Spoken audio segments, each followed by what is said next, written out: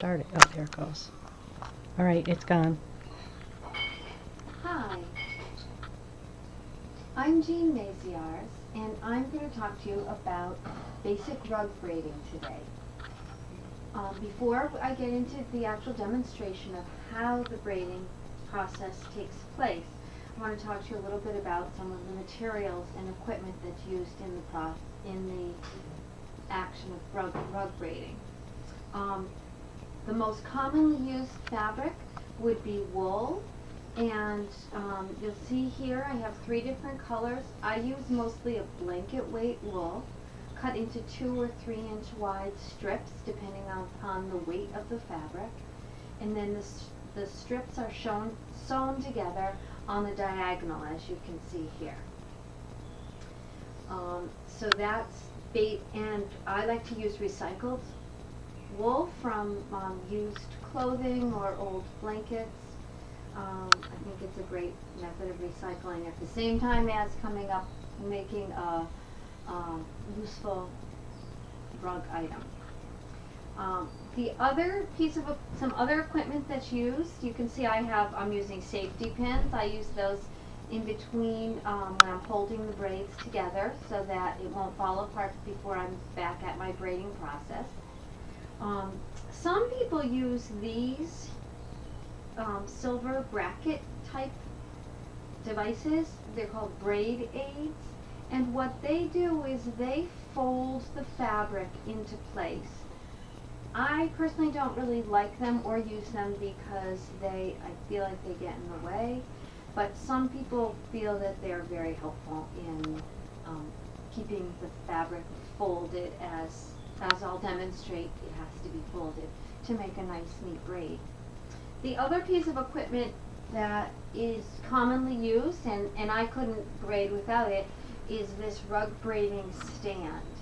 I like this because I can sit in a chair, put my feet on the stand to hold it firmly in place, and I simply put my rug, you'll see there's a spring mounting on the rug stand, and I put my braid right in this position and put it down, and that will hold tension on the braiding strand so that I can pull tightly to make a nice tight braid. Alright, now I'm going to put my fabric in. As you see, I have this braid that I've started. And there's several different methods for starting a braid. I will, in the literature that I hand out with this lesson, I will refer to some great books that will tell you basically and simply how to start the rug. It's a little complicated for me to demonstrate. I think it's easier to do it by reading it in the book and doing the step-by-step beginning process. So I am going to put my rug braiding strand in here, take off my safety pin, and I'm going to show you how in braiding, what you want to do is keep the fabric folded with the ends that could unravel. You'd want to fold those in tightly so there would be no ravelly edge that would show, and then you end up with sort of a folded edge instead. And the method that I use with that folded edge is we try to keep all those folds to one side, okay, so that they're not showing. And I just keep pushing that fold in as I'm braiding with my thumb and going down the strand, and then it's a simple braid just like you'd braid hair. And as I go, you can see I sort of run my finger down that fold to crease the fabric and push the ends in, and I just keep going along with that method, keeping all those folded edges facing in the same direction. And I just keep going along, and you have to stop once in a while and untangle your rolls of wool. because they do get all tangled in the process sometimes, and you'll see how I keep pushing those folds in as I go. And you might notice I'm pulling rather tightly. I am a tight braider.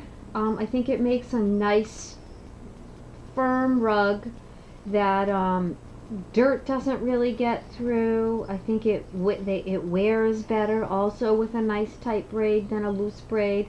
Some people braid a lot looser than I do, but this is just my style. And after you've done a little bit of braiding, I'll do a few more crossovers here. And then you see it's getting kind of long, and then there's more bounce to it. I like it to be a little tighter than that. So what I'll do at this point is hold my braid, pick up the spring mount, and push my braid through so I have a shorter strand that I'm working on. And that's how the braiding process goes. And you just keep braiding along till you get a decent length. And the next process, when we're going to take a break here, is how you put the rug together. It's called lacing, and that's the next process that I'm going to show you. So I think right now you've seen enough braiding, and I will stop. I'll put my pin in here, stop, and regroup and get the rug together, and the next segment we'll show you will be lacing, how the rug actually gets assembled.